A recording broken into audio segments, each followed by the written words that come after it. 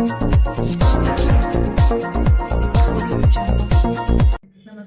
सुवर्ण भारतमध्ये आपले सगळ्यांचे स्वागत। मी रश्मी हिवरे। आजच्या काही ठळक व विशेष घडामोडी।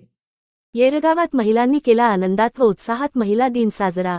विविध खेळांचे आयोजन। मूल तालुक्यातील येरगाव येथे काल जागतिक महिला दिन कार्यक्रम आनंदात व उत्साहात पार पडला। राष्ट्रसंत ग्रामसंघ व बचत गटांच्या वतीने या कार्यक्रमाचे आयोजन करण्यात आले होते।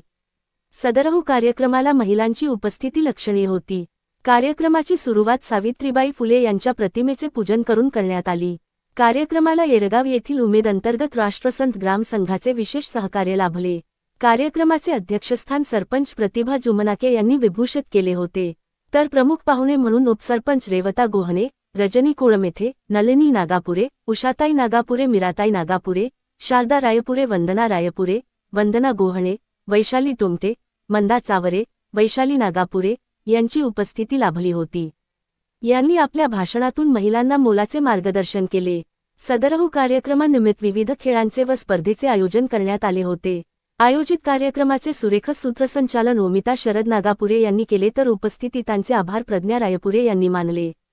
कार्यक्रमाच्या यशस्वीतेसाठी राष्ट्रसंत ग्राम संघाचे सदस्यगण व गावातील महिला बचत गटाच्या अध्यक्ष, सचिव तथा सदस्यांनी विशेष परिश्रम घेतले।